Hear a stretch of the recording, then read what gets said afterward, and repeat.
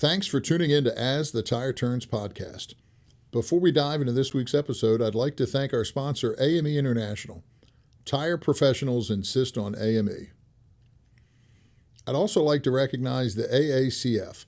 For over 65 years, the Automotive Aftermarket Charitable Foundation has stood by those in the automotive aftermarket industry and their families during life's toughest challenges.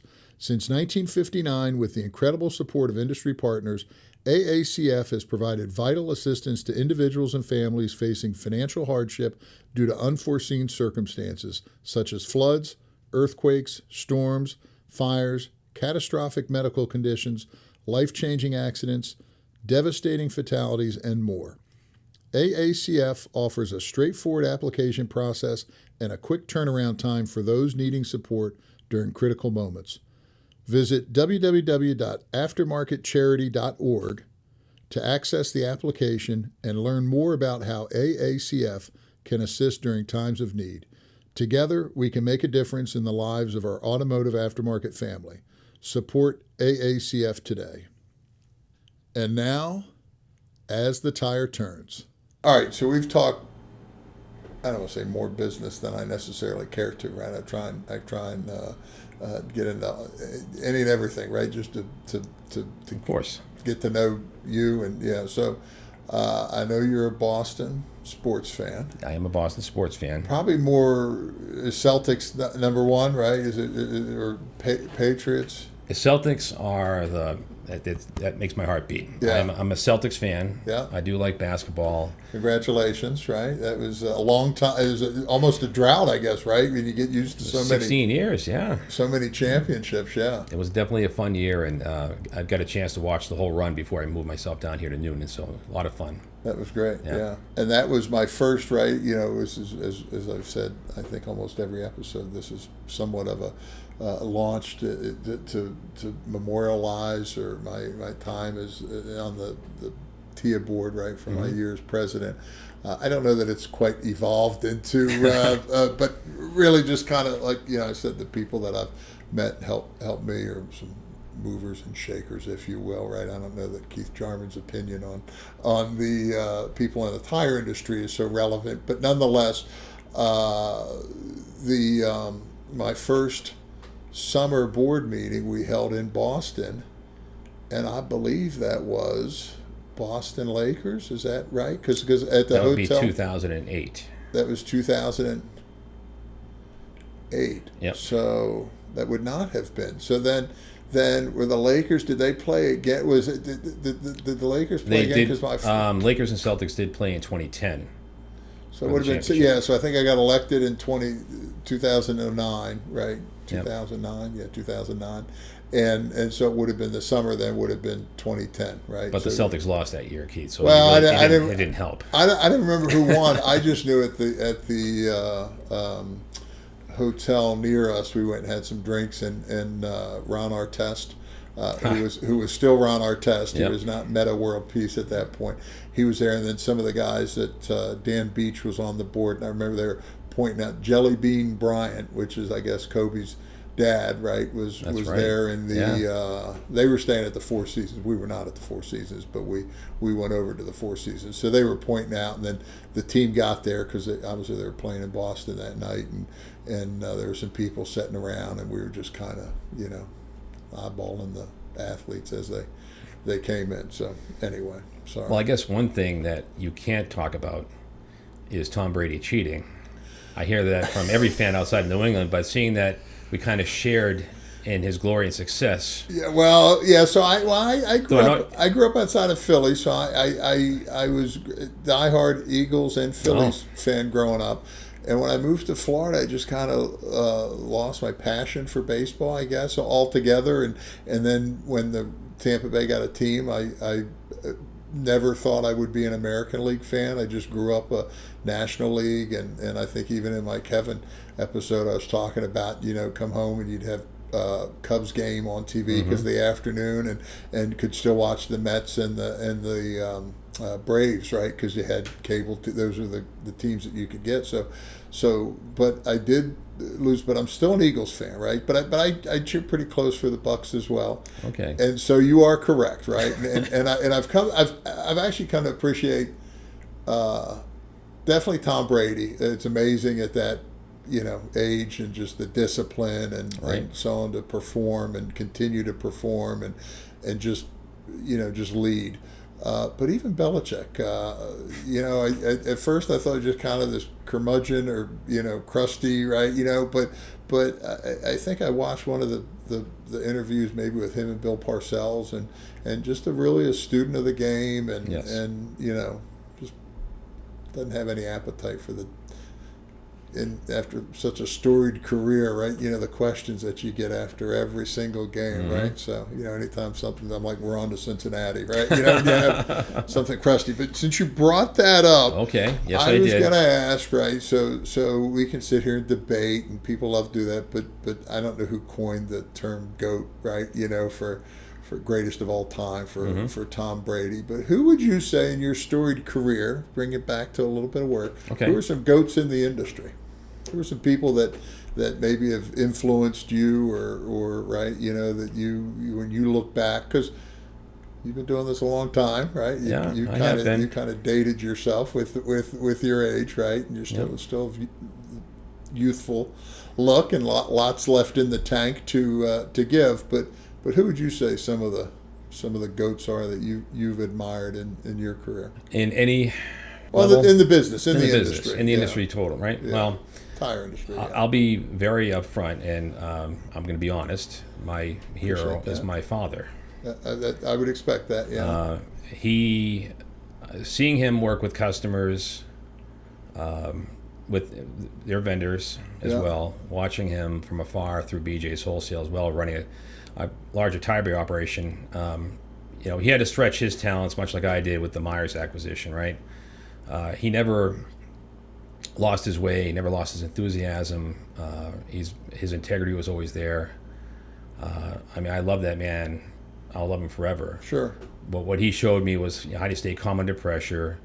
Life is short. You don't need to get too angry or even too happy, so to speak. You just kind of keep level, even keel, and take care of business and do what's right by your employees, your customers, etc. So he's my GOAT.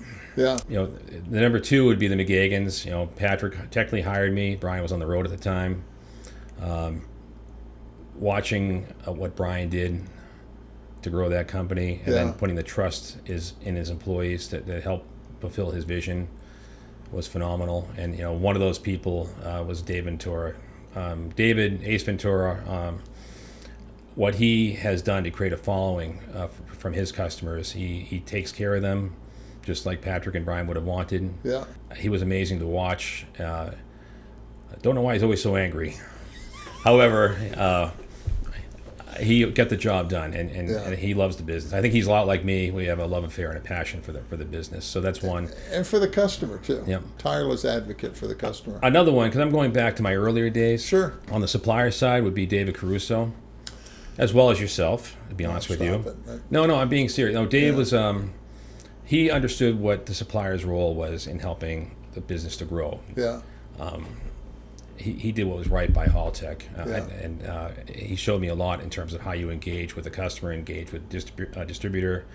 It was great to see. Same thing with you, Keith, when AME was starting. Yeah. I noticed from Brian and from Patrick, it was just an easy switch to work with you because it was you and nothing else.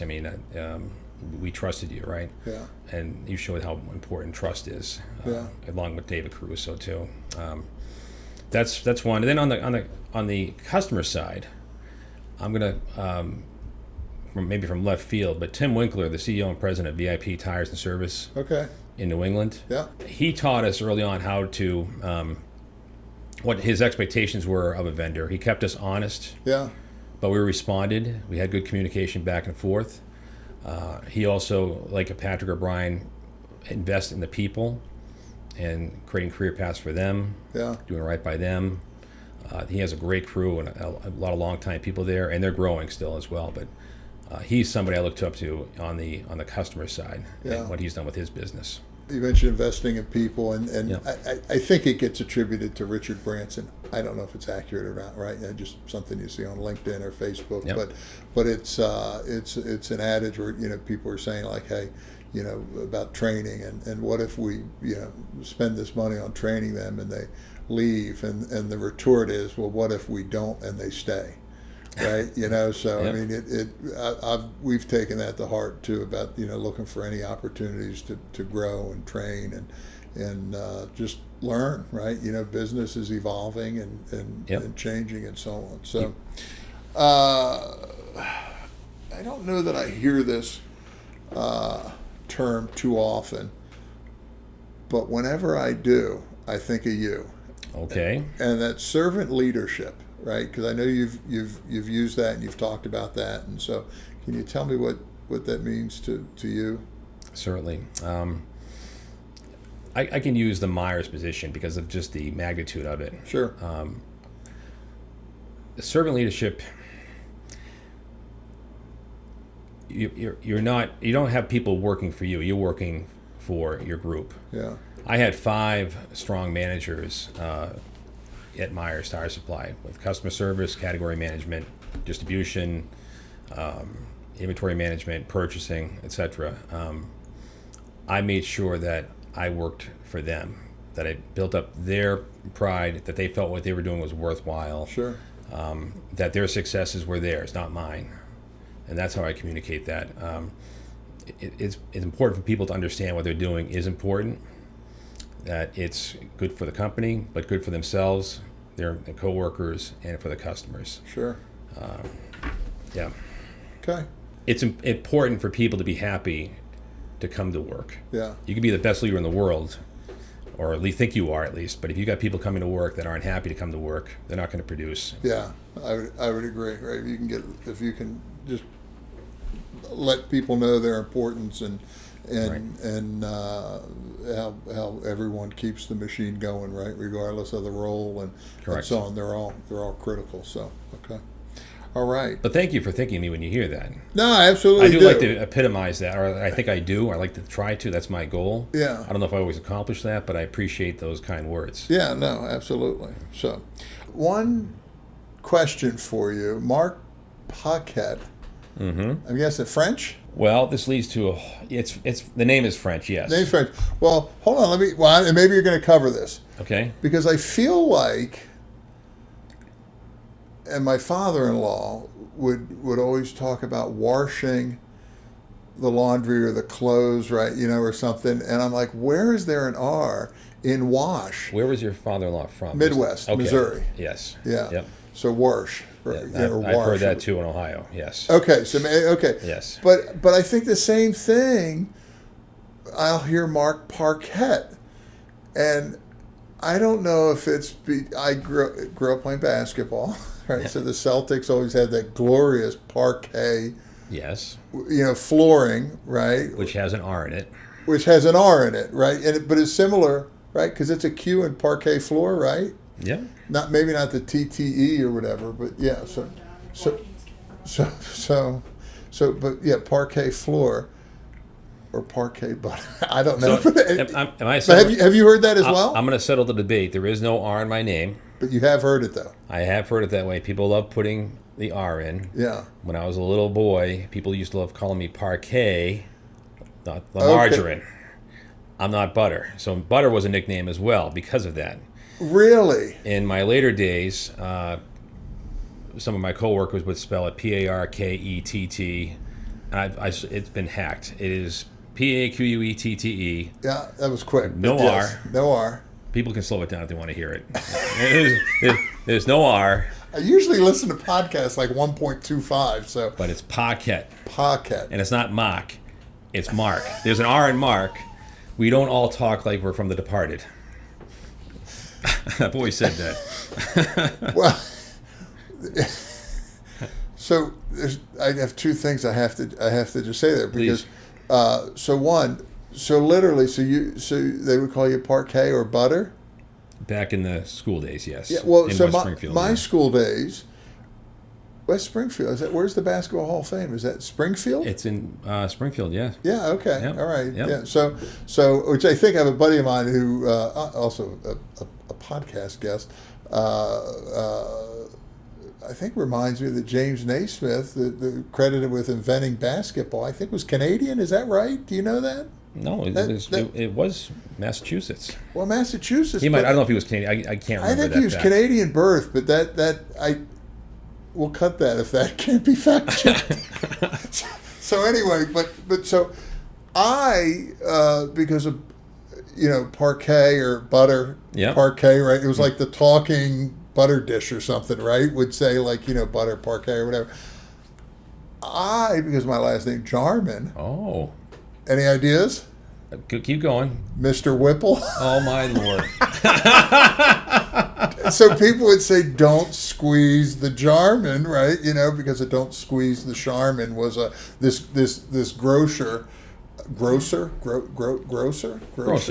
store guy. Yeah. Mr. Whipple would be upset because the women would like it was produce almost, right? Like they would squeeze because it was so luxurious. I guess was the. I think that might stick after people watch this podcast. Well, I don't know. Squeeze the Charmin. I've heard a lot of my life, but the problem is most people don't know who Mr. Whipple, right? I don't know that they're advertising. Charmin. Now they use bears. Yeah. Yeah, there you go. But the other thing I was going to say is Yes. I think it was Southwest, right? And this would have been in Tampa, but maybe like they started having flights to, because I think it was a regional thing. So like maybe they were flying to the New Hampshire or I think Southwest used to fly to either. Yeah, Manchester. Or what's Green? TF Green or something? Is that Providence maybe? I think that's Connecticut, I thought. I don't know. But anyway, they were flying to New England. And so they had these commercials, and I got my kids to talk like this. And I feel like I should write it down for you, which I'm going to do. I don't know if this makes for compelling stuff or not. I'm but compelled. could you read this for me? This does not make for compelling. All right, could you just read that for me, please? The concert was wicked hardcore. So that was if you look it up, right? There was this. They were getting, and my kids would say the concert was wicked hardcore, because they were like kind of. But they were getting people ready. Yep. To go to New England, and so they were teaching them how to speak. I don't know. Maybe it's not funny. I know I live here now, but I'm being very clear that about 1% of the Boston population talks like that. I will say that I can't think of the guy's name. Greg something. He had the New England Truck Show. Did you ever do that show, New England Truck Show? Never did. No. Or New England Trucking Show or something like that. We went, and it probably would have been where I first met one of our dear friends, Percy Rook. Ah, yes. He had a company called Advanced Automotive. Mm-hmm. He had a gentleman work for him. I couldn't understand him. It is one of the, and I deal with people all over the world, so it is one of the tougher accents. So I understand your I feel like you're a little defensive. Well, I shouldn't say I'm defensive. I just think it gets overblown, and we've talked now for about a half hour. I don't have an accent. Correct? No, I would agree. I would agree that Okay. you have scrubbed. The concert was wicked hardcore. Anyway, that's all right. That's a wrap. That's a wrap. So, sorry. On that note, yes. I'm going to say, is there anything you wanted to discuss that we haven't covered, or anything that you thought maybe that we would tackle? No, I think we covered 28 years in a blink of an eye. Yeah, that's true. There's a lot of stuff, a lot of good memories, and lots more ahead, hopefully. I think there's plenty ahead. Any thoughts about post career, right? Retirement or whatnot. And I'm not looking for that, but I'm just saying what I know you walk for fitness and for exercise and obviously sports, but you mentioned country music. You play any instruments or? No, I don't play any instruments. I tried a long time ago, and that did not work out very well. So no instruments. I have no plans for retirement. Yeah. I'm not sure who really retires from this industry, right? That's true. The I rubber mean, dust. some people do, but even the ones who retire, I think, usually have a way of getting kind of pulled back in. And to your point, right? There's so many relationships, and so Yeah. So right now I'm in this new role. I want to focus on that. yeah.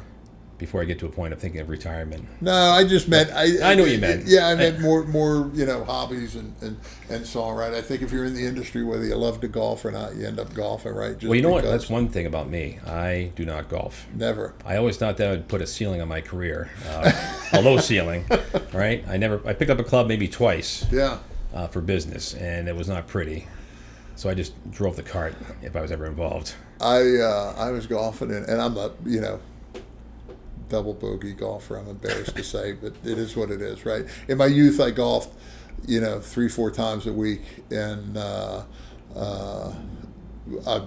I got decent, right? But I've never been a good golfer, and but I would flirt with breaking 90. Yep. On and again in my youth, and so I was in a tournament, golf customer outing one time. And myself, we were going to scramble, another gentleman, and then 2 other guys. One who had not golfed in 10 years, and then one who had never golfed. And so the other guy was just the sweetest kind. He would find something positive, right? So literally it would dribble, right, 5 yards in front of the tee, and he would say, well, it went straight, right? Or something like that, right? He would find something, and by the turn, I was like so done with that round. But anyway, it was somebody said, right? Bad day on the golf course is better than a good day in the office. I'm not sure that's entirely true. Me neither. Yeah, but nonetheless, it's yeah. Anyway, all right. I think this is our time then. It is. I do want to say one last thing. Sure. I do want to say something about Mohawk Rubber Sales and my time there. Yeah. I totally enjoyed the opportunities that the McGagans presented to me. Yeah. And the people I met through there, whether suppliers, coworkers, customers. It laid the foundation for a skill set that I think is going to come in very handy for me right now. Sure. But I absolutely love those years with everybody, and I hope everybody out there, former Mohawkians, have landed on their feet or will land on their feet and are finding their way through this industry or wherever they find their lives going. I wish them all the luck and love in the world. It's I never worked for Mohawk, but obviously, close relationship with the company, with a number of people, and so I feel part of that fraternity, I guess, if you will. And I'd agree with that. And it's interesting. I've been at some gatherings, industry gatherings, where they'll kind of get together like a class reunion almost, and get people together. But don't get the letters from Patrick anymore, right? But I always look forward to those, especially this time of year, going back to school, and very very rooted in his faith and business principles as well. But there's some things that I still quote, right? The back of that envelope, good enough never is, yes, right? Right. And even the spirit of Mohawk, right? Mm-hmm. So it's. It's changed. There's nothing we can do about it, right? It evolves, and we're witnessing some of it, right? When I came into the industry, right, my mentor at the time, Mike Jordan, would talk about some of these things that were all foreign to me, and the reality is, in 10 years, right, people talk about Mohawk, and it'll kind of be a memory, and so on. It's just sad in a lot of ways, right? But it's life. That's life. That's life. It is what we do. So you keep on rolling. So anyway. Well, probably next time we'll see. It might be at the SEMA show. That's right. So we'll look forward to seeing you then, and I think that's how we'll wrap this episode then. Thank you, Keith. Thank you for the chat. It's been fun. Yeah, you're absolutely welcome. Pleasure for me as well. So thanks for watching this episode of As the Tire Turns. Thanks for listening to As the Tire Turns. Join us next week when we sit down with the crew from Stellar Industries.